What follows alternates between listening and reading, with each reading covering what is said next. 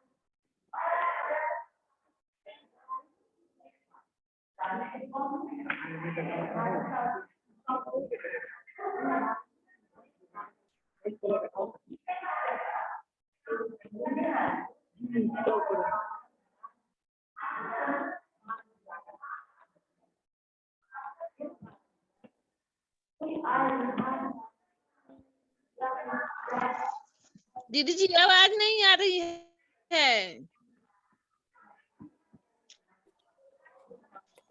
आवाज आपकी नहीं आ रही सुनाई नहीं है पड़ रहा है अरुणा दीदी। जी, आवाज नहीं आ रही है।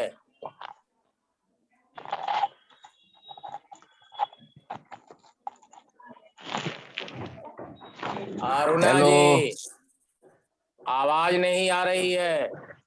आवाज नहीं आ रही है।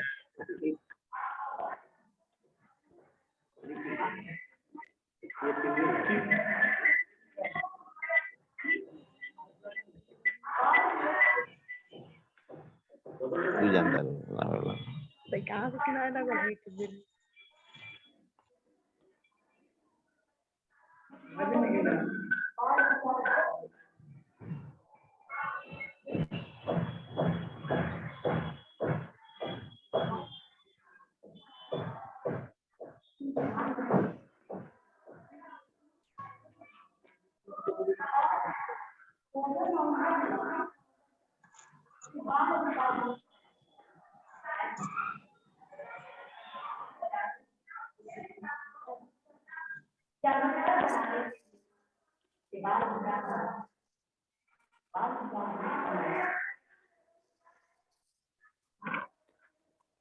आवाज स्पष्ट नहीं आ रही है।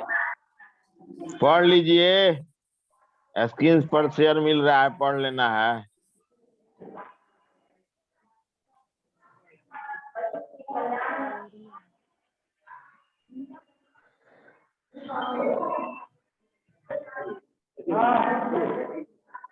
नाबालिगों की देखभाल एवं विशिष्ट सुरक्षा के रूप में मिलने वाली व्यक्तिगत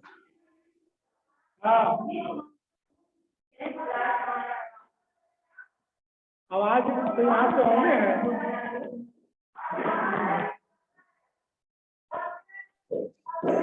आवाज तो आ रहा है।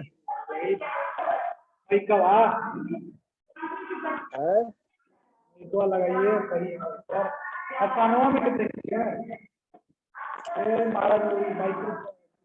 कान में टोपियावा के बाद न हो रहा। वो वाला सही लगाइए, वो हाथ में रखिए।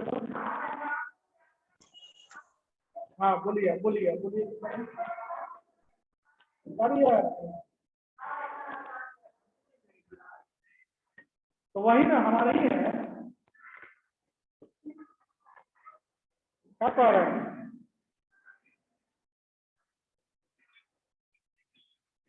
तो वही हम जो लगाए थे वही वो भी लगाएंगे।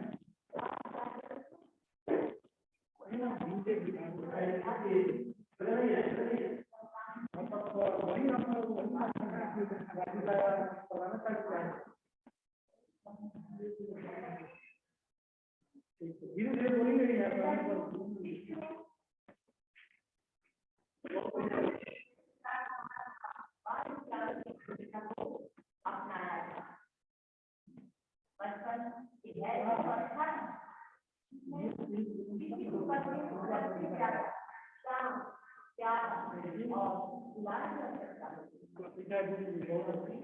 और सुना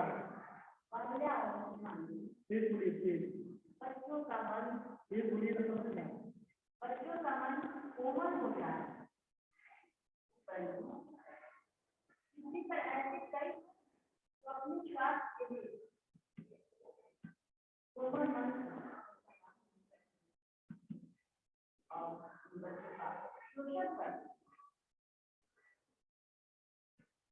वर्तमान समय में पूरी दुनिया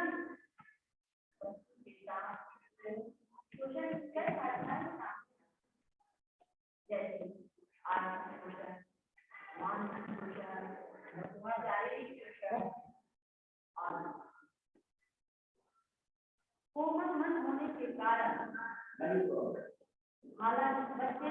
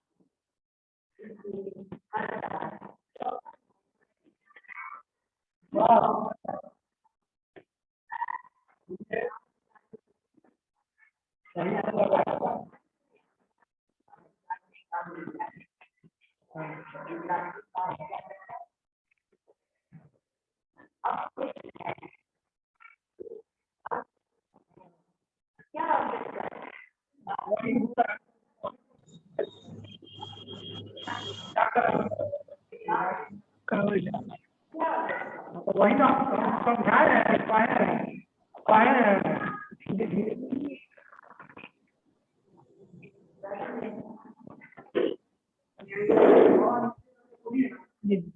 कौन लेना है?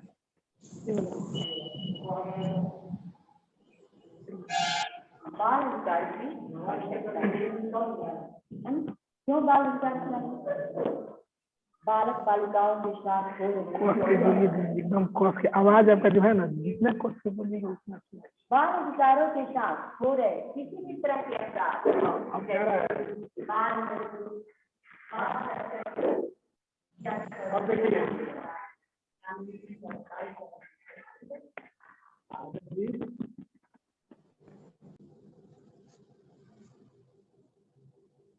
बालकों के लिए पर्याप्त नहीं है,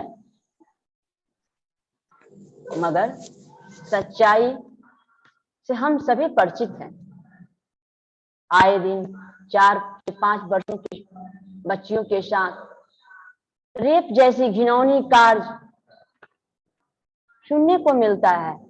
8 से 10 साल के बच्चों को जब होटल में जूठे बर्तनों को धोते हुए हम देखते हैं तो उनके बचपन पर तरस आती है।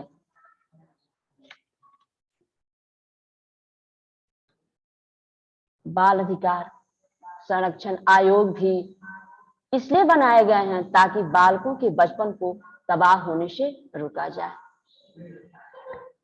हमारे देश में बाल मजदूरी, बाल तस्करी की धंधा भी बहुत तेजी से बढ़ रही है। नोबेल शांति पुरस्कार विजेता कैलाश सत्यार्थी जी ने भारतीय बाल अधिकार कार्यकर्ता हैं, जिन्होंने अभी तक बाल श्रम के विरुद्ध दुनिया भर में काम करने वाले इंसान हैं। इन्होंने 1980 में भारत में बाल आंदोलन चलाया था, जिसका नाम था बचपन बचाओ। सत्यार्थी जी ने विश्व के 184 देशों में विश्व के 184 देशों के 83,000 बच्चों के बाल श्रम से हटाकर उनका बचपन लौटा चुके हैं। तो आइए देखते हैं बाल अधिकार, कौन कौन से बाल अधिकार, यानी बाल अधिकारों की सूची।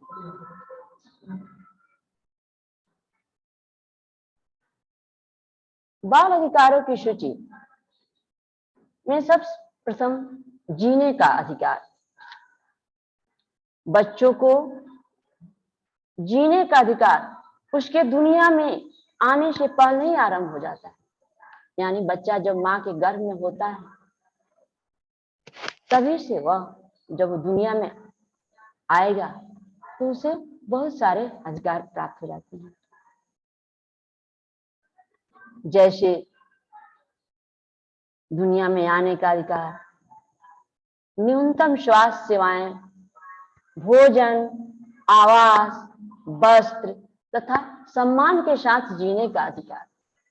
मान लीजिए किसी को भोजन, वस्त्र सब कुछ दिया ही जा रहा है, उसको सम्मान, उसके साथ सम्मान का व्यवहार नहीं किया जा रहा है, अच्छा व्यवहार नहीं किया जा रहा है, तो ये तो सबसे दुखदायक है। इसलिए सम्मान के साथ जीने का अधिकार भी बच्चों को दिया गया। नेक्स्ट पॉइंट है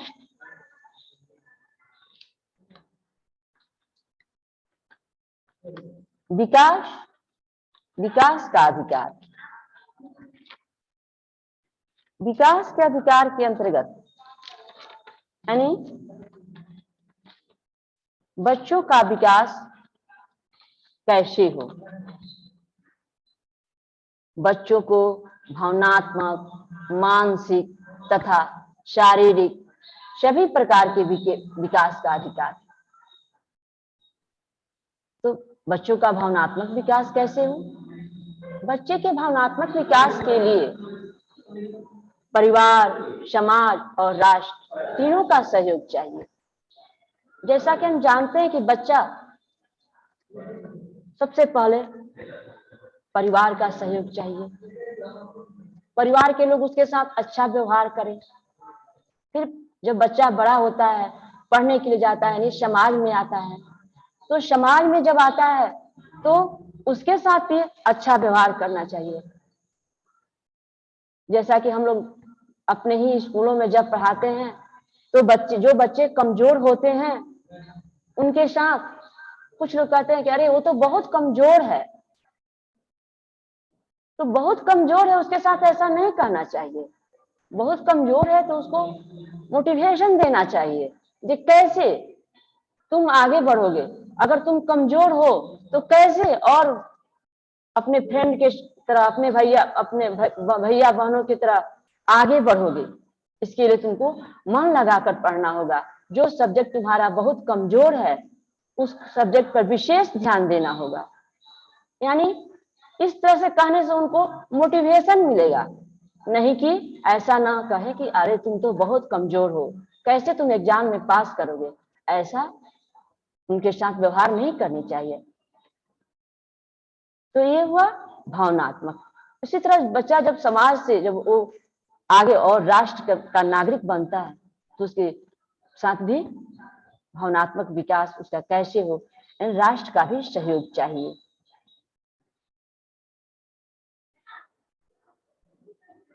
मानसिक विकास।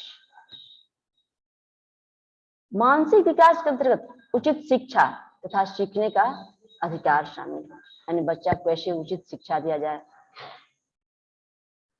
कैसे उसको सिखाया जाए। बच्चा अगर कोई नहीं जल्दी सीख रहा है तो उसको कौन सी प्रक्रिया अपनाई जाए कि बच्चा तो सीखने में उसको सुविधा हो। नेक्स्ट है शारीरिक विकास। शारीरिक विकास बच्चों का कैसे हो, इसके लिए हमें खेल कूद, बच्चे को खेलने कूदने का भी समय देना चाहिए।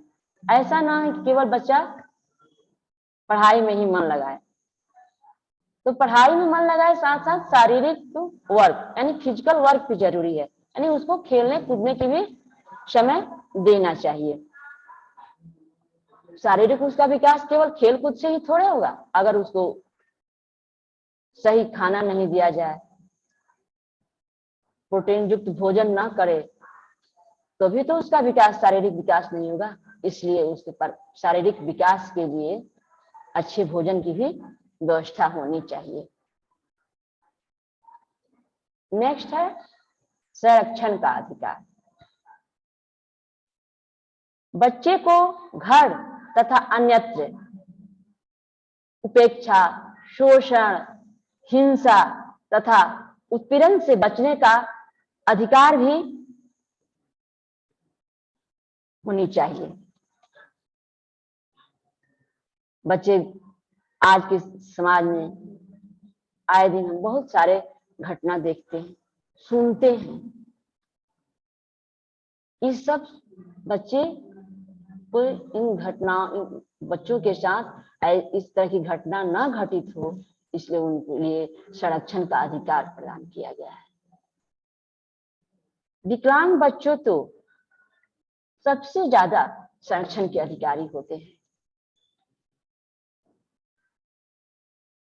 प्राकृतिक आपदा के समय बच्चों का संरक्षण बहुत ही ज्यादा जरूरी होता है। हम जानते ही हैं कि बच्चे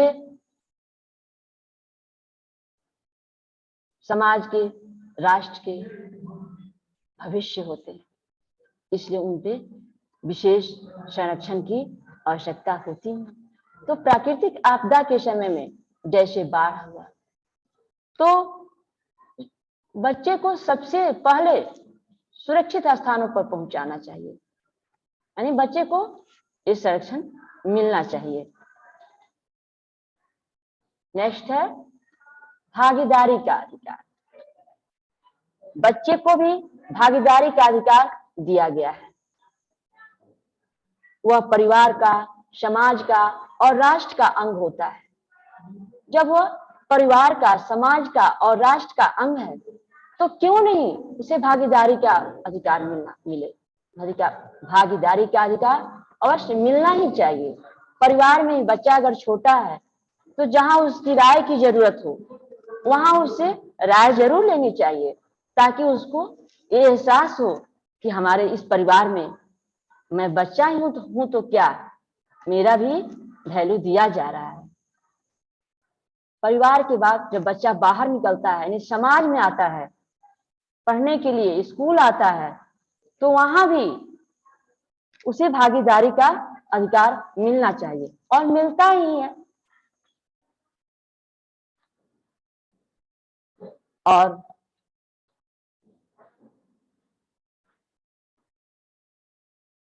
जीने का अधिकार, विकास का अधिकार, संरक्षण का अधिकार, भागीदारी का अधिकार, ये तो क्या सही मामले में बच्चों को मिल रहे हैं?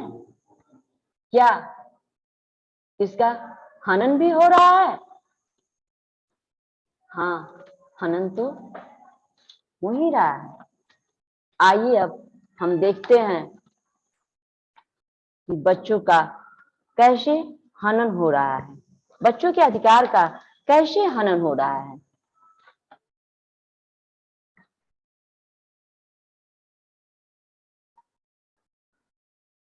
बाल अधिकार हनन, यानी बाल अधिकारों का किस रूप में हनन हो रहा है, किस रूप में हराश हो रहा है। तो इसमें पहला पॉइंट हम देख रहे हैं, कन्या भ्रूण हत्या। कन्या भ्रूण हत्या समाज में व्याप्त रूढ़िवादिता के कारण, रूढ़िवादिता मतलब पुरानी विचारधारा, हमारे समाज में अभी भी पुरानी विचारधाराओं की कमी नहीं है। समाज के लोग शिक्षित तो हैं, लेकिन अभी बहुत पुरानी रूढ़िवादिता को लेकर वे अपने मन की शंका को नहीं निकाल पा रहे हैं। तो पुरानी रूढ़िवादिता, अपरिपक्व मानसिकता, पुत्र मोह की इच्छा और दहेज प्रथा जैसी घिनौनी सामाजिक कुप्रथा के कारण कन्या भ्रूण हत्या हो रहे हैं। अगर इन घिनौनी कुप्रथा को हम जड़ से उखाड़ फेंकते हैं तो निश्चय ही भ्रूण हत्या कम हो जाएगी। भारत सरकार ने बालिकाओं के संरक्षण के लिए बेटी बचाओ बेटी पढ़ाओ अभियान चलाया जा रहा है। इसके लिए हमारी सरकार ने बेटियों को स्कूल आने के लिए कितनी सारी योजनाएं लागू की और उस योजनाओं का अमल भी किया जा रहा है। स्कूल होने के कारण बच्चियां पढ़ने नहीं जाती थी, जितना प्राइमरी सेक्शन तक उनकी अगर गांव में स्कूल था तो वहां तक वो पढ़ाई कर लेती थी, लेकिन अगर उनको आगे पढ़ाई की इच्छा होती थी तो सुविधा के अभाव में, मतलब उनको सुविधा नहीं होने के कारण वे आगे तक का पढ़ाई नहीं कर पाती थी। लेकिन सरकार ने योजना के तहत बेटी पढ़ाओ बेटी बचाओ बेटी पढ़ाओ योजना के तहत अब हमारे समाज की लड़कियां आगे की शिक्षा जारी कर रही हैं।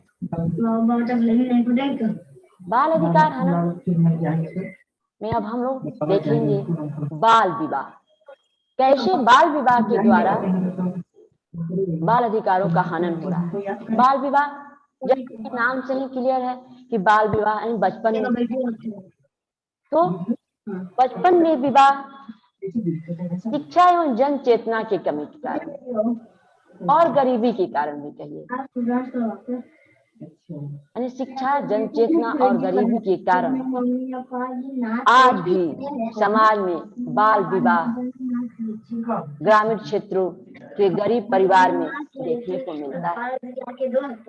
इस पुरानी कुरीति के कारण भी बालकों के अधिकार का हनन होता है, यानी बचपन में शादी कर देना, इससे बाल अधिकारों का हनन होता है। कैसे?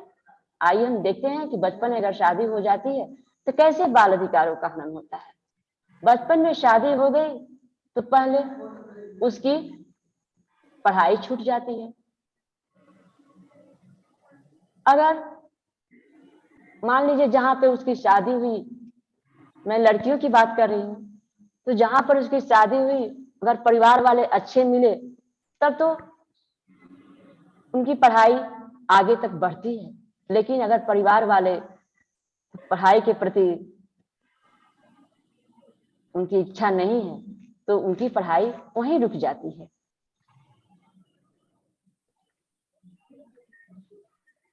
तो बाल विवाह भी एक ऐसी सामाजिक कुरीति है जिसका हमें दूर करना आवश्यक है। बाल विवाह से बच्चों की बेहतर शिक्षा, स्वास्थ्य तथा पोषण का भी हनन होता है। बेहतर शिक्षा तो मैं बता ही दी कि उनकी पढ़ाई बंद हो जाती है, और पोषण का भी हनन होता है। शादी हो गई, बाल बच्चे हुए, तो अगर उनके पास पैसे हैं तो कोई बात नहीं, सबके खान पान पर विशेष ध्यान दिया जाता है। लेकिन उनके पास अगर पैसे ना हो तो क्या आगे सोचेंगे कि हम चलो भाई बच्चे को कैसे अच्छा से खिलाए पिलाएं, तो पोषण की भी उनकी कमी हो जाती है। और अगर वे ठीक से पढ़ाई नहीं कर पाते हैं तो उन्हें अच्छा रोजगार भी तो नहीं मिलता। अच्छा रोजगार पाने के लिए अच्छी शिक्षा की जरूरत होती है, तो अच्छा रोजगार नहीं पाते, उनके पास आर्थिक स्थिति खराब हो जाती है, उनकी आर्थिक स्थिति अच्छी नहीं होती है। अच्छी शिक्षा करेंगे तो हमें अच्छे रोजगार मिलेंगे तो हमारी इनकम भी अच्छी होगी। इसके चलते उनकी शिक्षा बाधित हो जाती है, उन्हें अच्छे रोजगार नहीं मिलते हैं, इसके कारण आर्थिक रूप से कमजोर हो जाते हैं। बाल विवाह अधिनियम 2006 से कार्यरत तो है, लेकिन अधिनियम में जैसा कि हम लोग जानते हैं और देख भी रहे हैं, लड़कों की शादी की उम्र कम से कम 21 साल रखी गई है और लड़कियों की शादी की उम्र कम से कम 18 साल रखी गई है। लेकिन अभी भी जो गरीब परिवार है वो 18 साल की उम्र नहीं देखते। अगर 4-5 बहनें हैं तो ऐसा वे सोचते हैं कि अरे मुझे अपना कर्तव्य, अपना ड्यूटी निभाना चाहिए, उनकी शादी की योजनाएं बनाने लगते हैं। लेकिन सरकार के द्वारा ये ऐसा नहीं बताया गया है 18 साल से कम उम्र में लड़कियों की शादी नहीं करनी चाहिए, इससे बहुत सारी हानियां हैं। नेक्स्ट, बाल मजदूरी। बाल मजदूरी के माध्यम से हमारे बाल अधिकार का हनन कैसे होता है? बाल मजदूरी तो बच्चों से बचपन का प्यार, शिक्षा का अधिकार एकदम छीन लेती है और पीढ़ी दर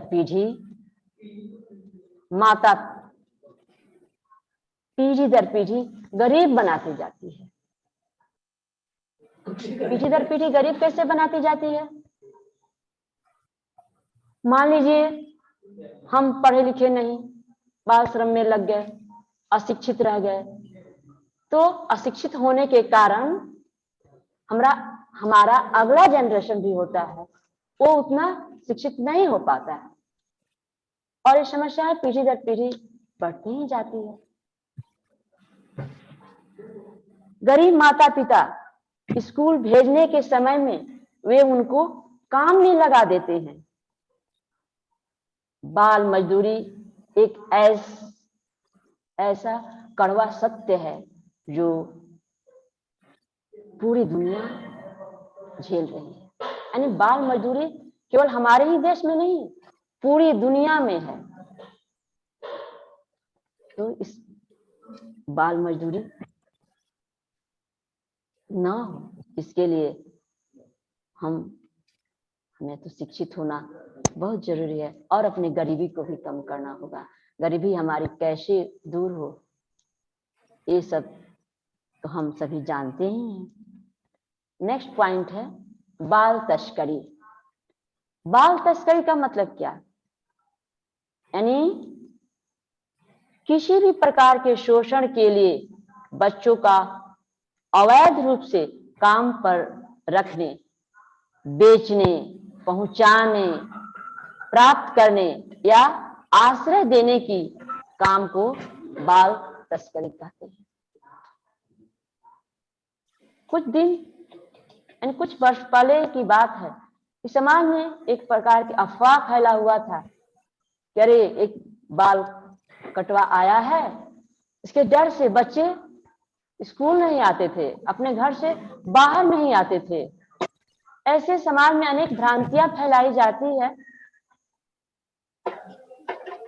ऐसा बच्चे सोचते थे कि अरे वो बच्चों को चुरा कर लेके कर चला जाएगा, उसका हार्ट निकाल लेगा, उसका मतलब आंख निकाल लेगा। इसके डर से बच्चे स्कूल पढ़ने नहीं आते थे, अपने घरों से बाहर नहीं निकलते थे।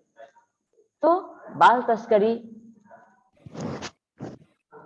बड़ी संख्या में बच्चे को जबरन श्रम, भीख मांगने, शोषण करने के लिए मजबूर किया जाता है।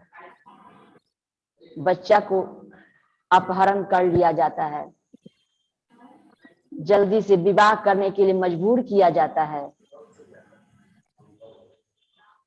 पीड़ितों को ड्रग्स और हथियारों के लिए भर्ती कर लिया जाता है। बाल तस्करी की प्रथा के कारण इनका बचपन छीन लिया जाता है। कैसे? ये घिनौनी प्रथा है, लेकिन ये प्रथा नहीं कहलाएंगे। घिनौनी प्रथा का हमें विरोध करना चाहिए। बाल तस्करी को रोकने के लिए कानून होना चाहिए और उन्हें केवल कानून होने से ही बाल तस्करी नहीं रुकेगी, उन्हें प्रभावी ढंग से लागू होना चाहिए। सरकार को इस बाल तस्करी जैसे अवैध व्यापार पर प्रभावी ढंग से यानी शक्ति से काम लेनी होगी। बाल शारीरिक व्यवहार, बच्चों के साथ शारीरिक, मानसिक, यौनिक दुर्व्यवहार भी आए दिन समाज में सुनने को मिलता है।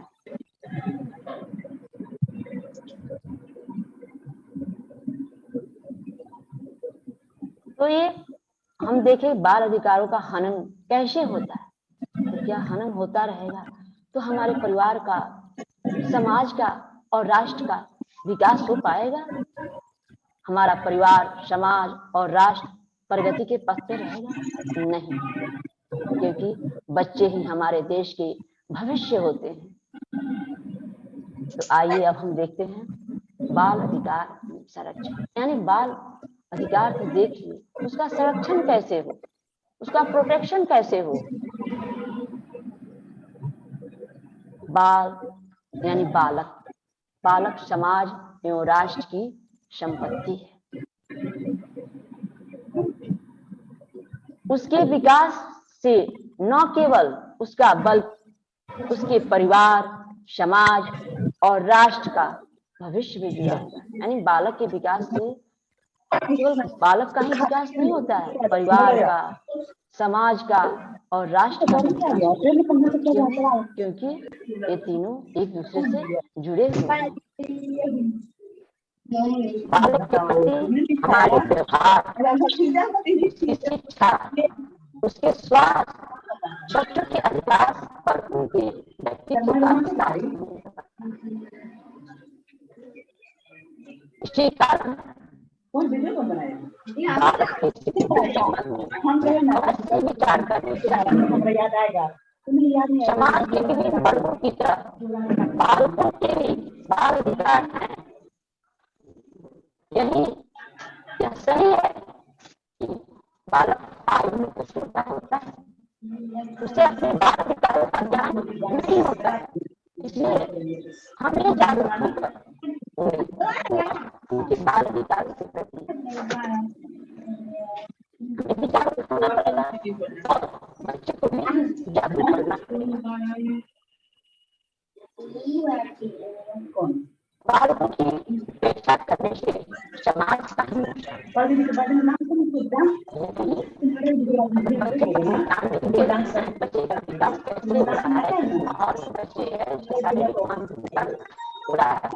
केवल इससे क्या है, उसे समाज को नुकसान है, देश को नुकसान है। भविष्य में सुखद समाज, सुखद राष्ट्र की स्थापना के लिए बच्चों के अधिकार एवं विकास के लिए जागरूक रहना होगा। बाल अधिकार आयोग कानून 2005 के अनुसार बाल अधिकार में बालक बालिकाओं की वो समस्त अधिकार शामिल हैं जो 20 नवंबर 1989 को संयुक्त राष्ट्र संघ के बाल अधिकार अधिवेशन द्वारा स्वीकार किए गए तथा जिन पर भारत सरकार ने 11 दिसंबर 1992 को सहमति प्रदान की। हमारे भारत में सहमति कब मिले? 1992 में। भारतीय संविधान में सभी बच्चों के लिए बहुत ही अच्छे अधिकार दिए गए, जैसा कि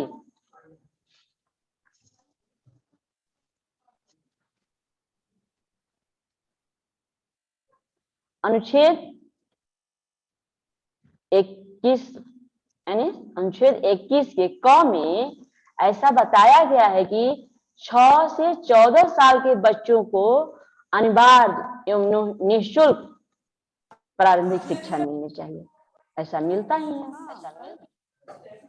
और अनुच्छेद 24 में 14 वर्ष से कम उम्र के बच्चों को जोखिम वाले कार्य करने से सुरक्षा होनी चाहिए। यानी 14 वर्ष से जो कम उम्र के बच्चे हैं तो उनको जोखिम वाले कार्य में न लगाएं। अगर कोई लगाता है तो उसके साथ कानूनी कार्रवाई होती है। नेक्स्ट, अनुच्छेद 39 के घ में ऐसा बताया गया है कि आर्थिक जरूरतों की वजह से जबरन ऐसे कामों में भोजन जो उनकी आयु या क्षमता के उपयुक्त नहीं है, सुरक्षा प्रोग्राम की चर्चा की है। अनुच्छेद 6 में ऐसा बताया गया है कि बच्चों को ऐसे कामों में न भेजे जो उनकी आयु या क्षमता योग्य है।